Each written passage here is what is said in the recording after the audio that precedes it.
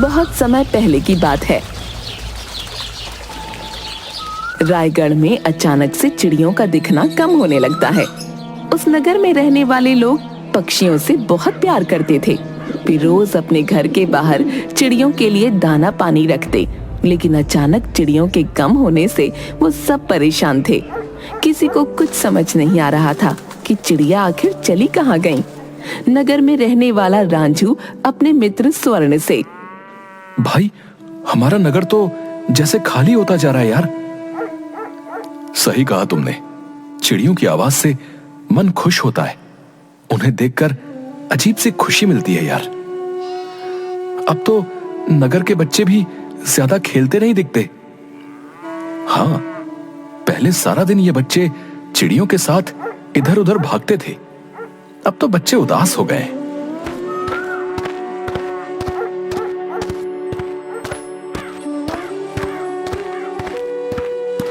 हाँ भाई, आजकल तो नगर में हर तरफ यही चर्चा है कि अचानक से चिड़िया कहाँ चली गई। हम सबको जो है कुछ करना चाहिए।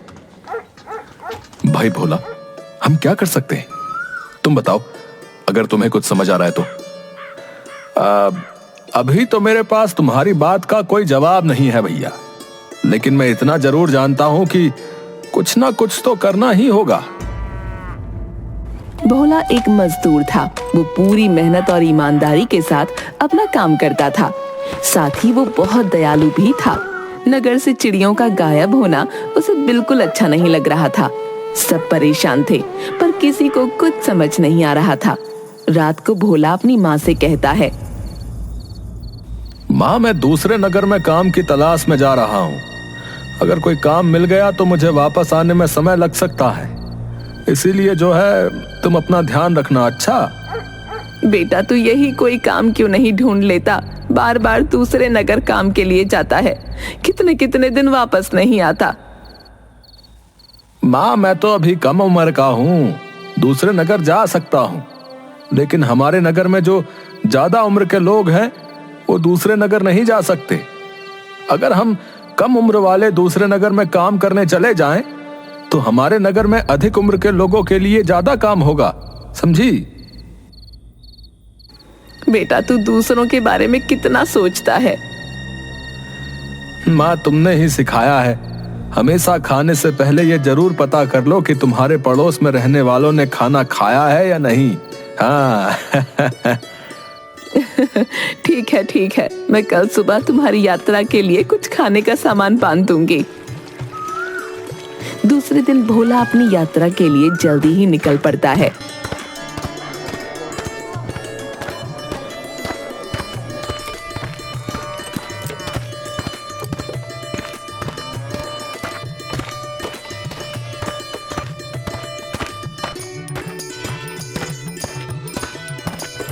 दूसरे नगर में उसे नया काम मिल जाता है, लेकिन दूसरी तरफ रायगढ़ में धीरे धीरे चिड़ियों ने आना बंद कर दिया था। अब तो एक भी चिड़िया नहीं दिखती थी, जिसकी वजह से बच्चे भी उदास हो गए। दूसरी तरफ कुछ समय बाद भोला दूसरे नगर से वापस आने के लिए निकलता है।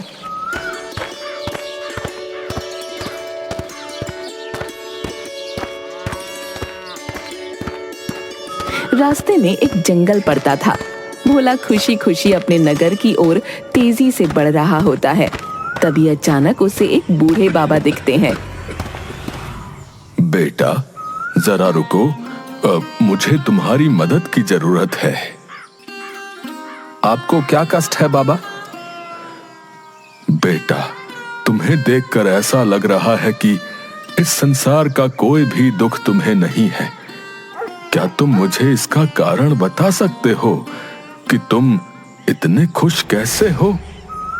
बाबा, मेरे पास ईश्वर का दिया सब कुछ है। ईश्वर ने मुझे स्वस्थ बनाया है। मेहनत करके अपना और अपने परिवार का पेट जो है पाल सकता हूं। फिर भला मुझे दुख और चिंता क्यों हो? सही कहा बेटा, लेकिन मैं तो बूढ़ा हूं।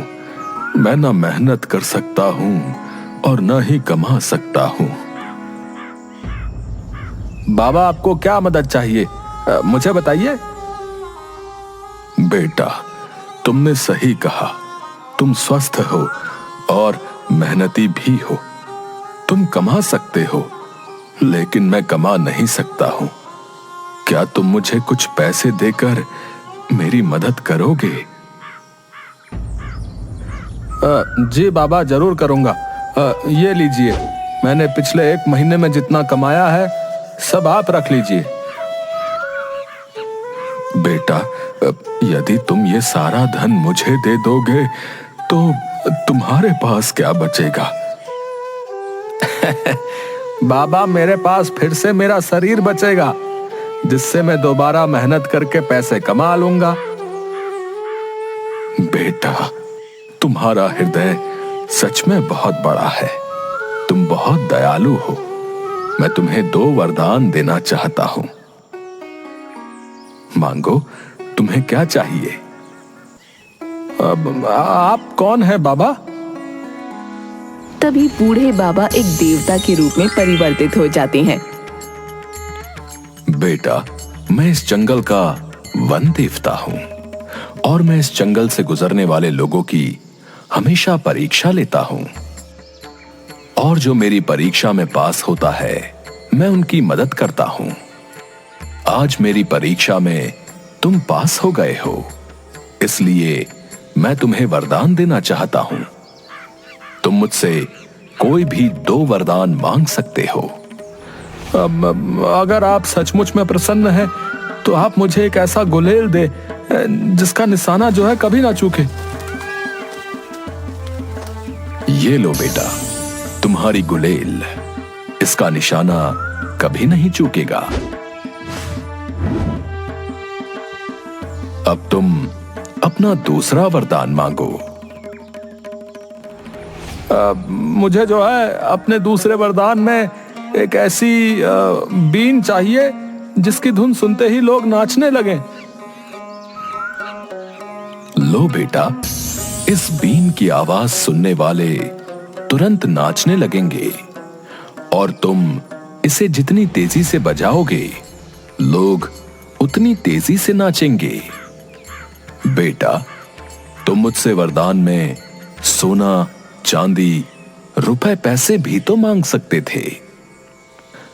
बाबा, सोना चांदी तो मैं अपनी मेहनत से भी कमा सकता हूं, लेकिन वरदान में मिली हुई ये चीज मैं जो है अपनी मेहनत से नहीं कमा सकता हूं। वन देवता वहां से गायब हो जाते हैं। भोला खुशी खुशी अपने घर की तरफ बढ़ने लगता है।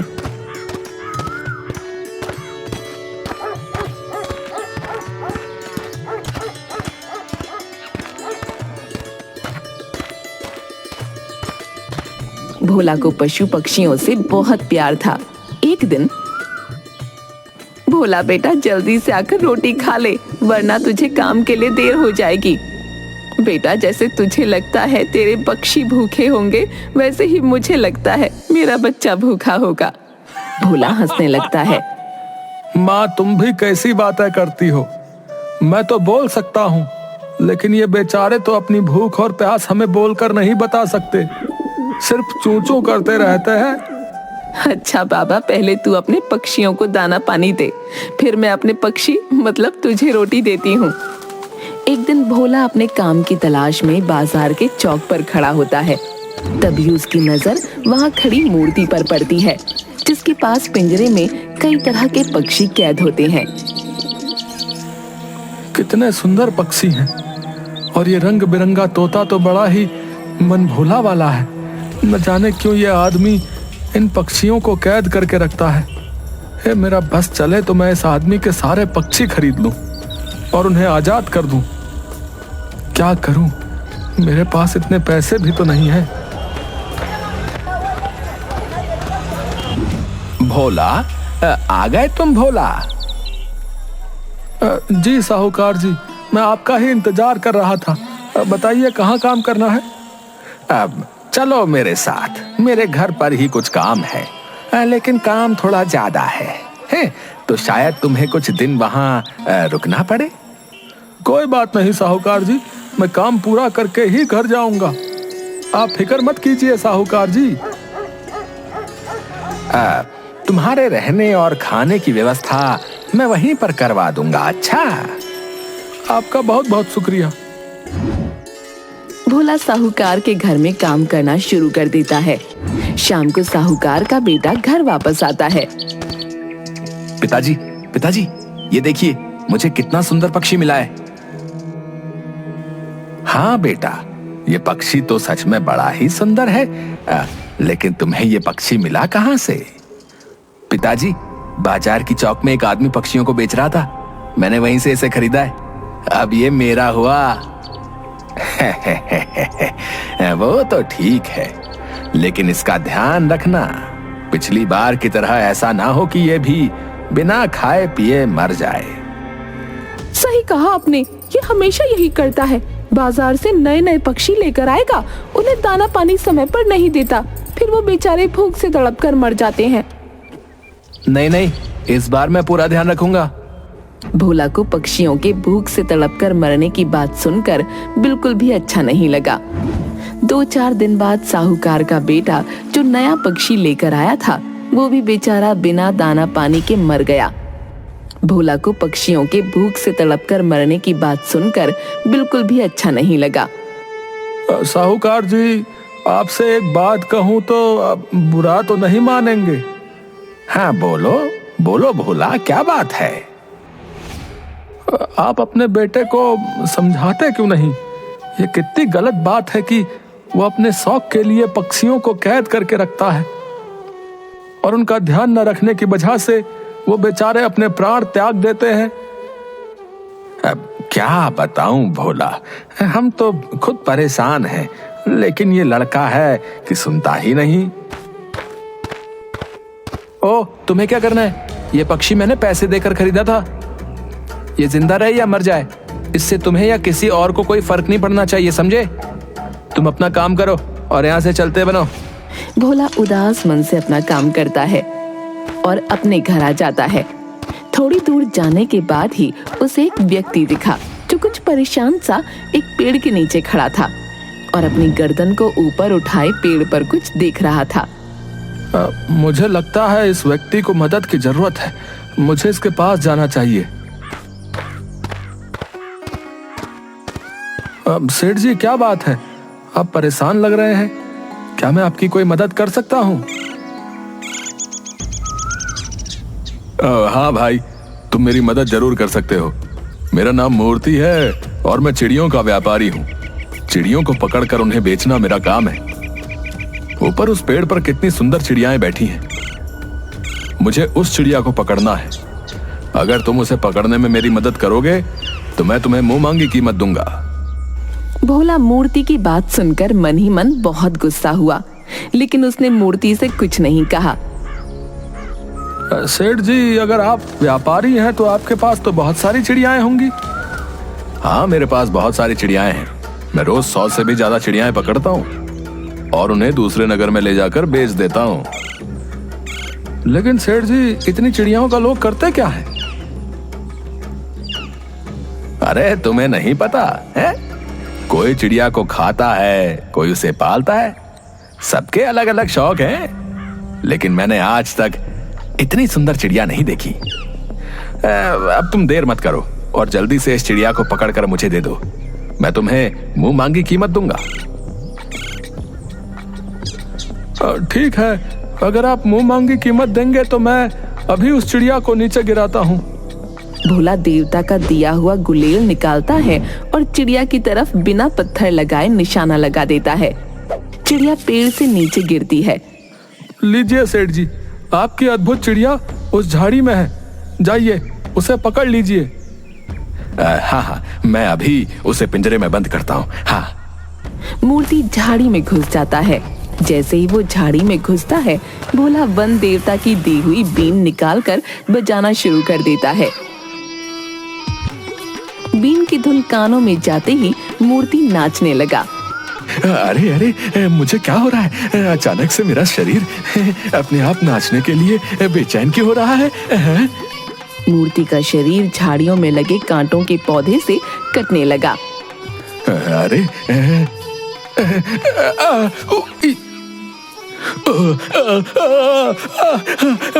मैं तुम्हारे हाथ जोड़ता हूँ, भगवान के लिए ये बीन की आवाज बंद करो। भोला बीन बजाना बंद करने की जगह और जोर जोर से बजाने लगता है। मूर्ति और जोर जोर से नाचने लगता है, जिसके कारण उसका शरीर बहुत ज्यादा घायल हो जाता है और उसके कपड़े भी जगह जगह से फट जाते हैं। मैं तुम्हारे हाथ जोड़ता हूँ, भगवान के लिए ये बीन बजाना बंद कर दो। मेरे पास जितने पैसे हैं वो सब मैं तुम्हें दे दूंगा, लेकिन ये बीन बजाना बंद कर दो। ठीक है सेठ जी, आप बाहर आ जाइए। किसी तरह सेठ झाड़ियों से बाहर निकलता है। अब मुझे सारे पैसे दे दो और मुझसे ये वादा करो कि तुम्हारे पास जितनी चिड़िया कैद है उन सबको तुम आजाद कर दोगे। मैं ऐसा कैसे कर सकता हूँ? अगर मैं चिड़िया नहीं पकड़ूंगा तो खाऊंगा क्या? अगर तुम मेरी बात नहीं मानोगे तो आज के बाद तुम्हें खाने की जरूरत ही नहीं पड़ेगी, समझे? तुम कहना क्या चाहते हो? मैं फिर से बीन बजाना शुरू कर दूंगा और तुम जो है इन झाड़ियों में लगे कांटों से घायल होकर अपना दम तोड़ दोगे। अब बोलो, तुम क्या करना चाहते हो? नहीं नहीं नहीं, तुम बीन मत बजाओ। मैं तुमसे वादा करता हूँ कि मैं घर जाकर सारी चिड़ियाओं को आजाद कर दूंगा और फिर दोबारा कभी उन्हें नहीं पकड़ूंगा। ठीक है, लेकिन अपना वादा पूरा करना, नहीं तो अगली बार जो है मैं तुम्हें नचा नचा कर मार दूंगा। भोला अपने घर की तरफ बढ़ जाता है, लेकिन मूर्ति भोला से बदला लेने के लिए रायगढ़ के राजा के दरबार में भोला की शिकायत लेकर पहुंच जाता है।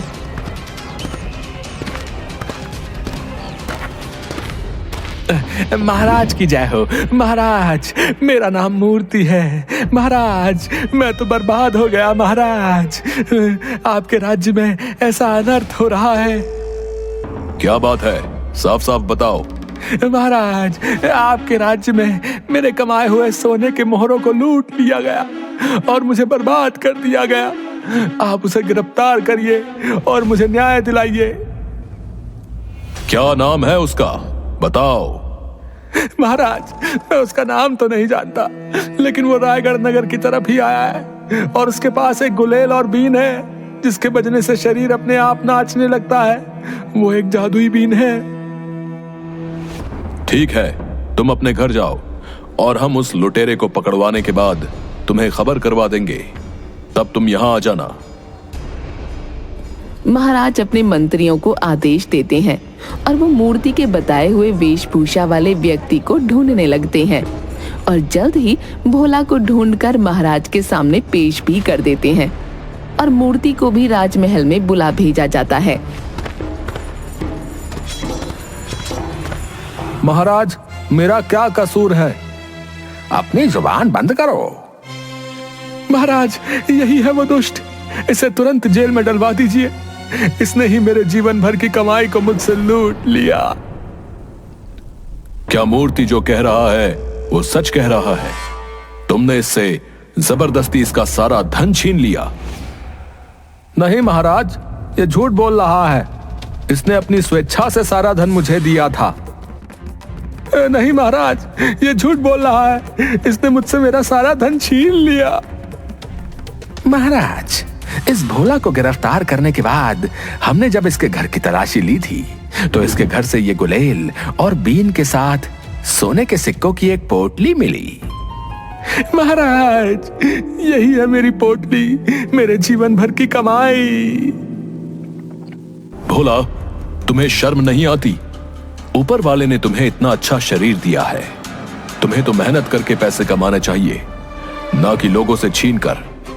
तुम्हें पता नहीं लूटपाट करने की इस राज्य में क्या सजा मिलती है? महाराज, मैंने कोई पैसे नहीं छीने। ये झूठ बोल रहा है। ये थैली मुझे इसने अपनी स्वेच्छा से दी थी ताकि मैं बीन बजाना बंद कर दूं। नहीं महाराज, ये झूठ बोल रहा है। आप ही बताइए कि बीन की इतनी मधुर आवाज किसे कैसे बुरी लग सकती है, और अगर किसी को आवाज अच्छी नहीं भी लगे तो भी कोई भला इतने पैसे क्यों देगा बीन की आवाज को बंद करने के? राजा को मूर्ति की बात सही लगती है कि भला कोई बीन की आवाज को बंद करने के लिए किसी को इतने पैसे क्यों देगा। और उन्होंने भोला को दोषी करार दिया और आदेश दिया। भोला ने हमारे राज्य में चोरी करने की गुस्ताखी की है, इसलिए उसे आज से 3 दिन के बाद फांसी पर लटका दिया जाए, ताकि नगर में दोबारा कोई चोरी करने की हिम्मत न करे। 3 दिन बाद भोला को फांसी पर लटकाने की सजा देने के लिए उसे नगर के चौक पर ले जाया गया। उस समय वहां पर मूर्ति भी था और मन ही मन खुश हो रहा था कि उसे उसके पैसे भी वापस मिल गए और उसने भोला को सबक भी सिखा दिया। लेकिन फांसी पर लटकाने से पहले उस व्यक्ति से उसकी आखिरी इच्छा पूछी जाती है, इसलिए भोला की भी अंतिम इच्छा पूछी गई। भोला, तुम्हारी कोई अंतिम इच्छा है तो तुम बता सकते हो, वो जरूर पूरी की जाएगी। हुजूर, मैं मरने से पहले जो है आखिरी बार थोड़ी देर अपनी बीन बजाना चाहता हूँ। राजा कुछ कहता उससे पहले ही मूर्ति बोल उठा। नहीं नहीं महाराज, उसे बीन बजाने की आज्ञा बिल्कुल ना दी जाए, वरना अनर्थ हो जाएगा। तुम शांति से खड़े रहो, क्योंकि मरने वाले की अंतिम इच्छा पूरी करना कानून का फर्ज होता है।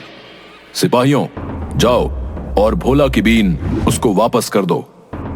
सिपाही भोला की बीन उसे लाकर देता है और भोला बीन बजाना शुरू करता है।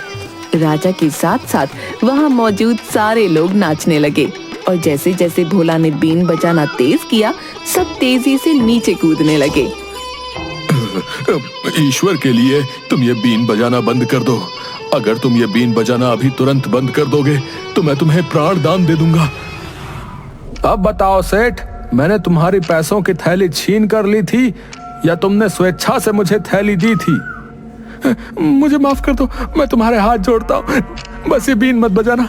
मैंने वो थैली अपनी स्वेच्छा से तुम्हें दी थी। इस दुष्ट मूर्ति को अभी कैद खाने में डाल दो। महाराज, मुझे माफ कर दीजिए, मैं इसी लायक हूँ। आप मुझे कारागार में डाल दीजिए, परंतु इस बीन की आवाज से बचा लीजिए। महाराज, इसने सिर्फ पैसों की थैली ही नहीं दी थी, इसने मुझे यह वादा भी किया था कि इसके पास जितने भी पक्षी हैं उन सबको ये मुक्त कर देगा। राजा सिपाहियों को आदेश देते हैं कि मूर्ति के पास जितने भी पक्षी हैं उन सबको आजाद कर दिया जाए और मूर्ति को आजीवन कारावास में डाल दिया जाए। राजा भोला से, भोला, हम बाकी चीज तो समझ गए, लेकिन तुम्हारे इस जादुई बीन का राज क्या है? भोला महाराज को वन देवता के दिए वरदान के बारे में बताता है।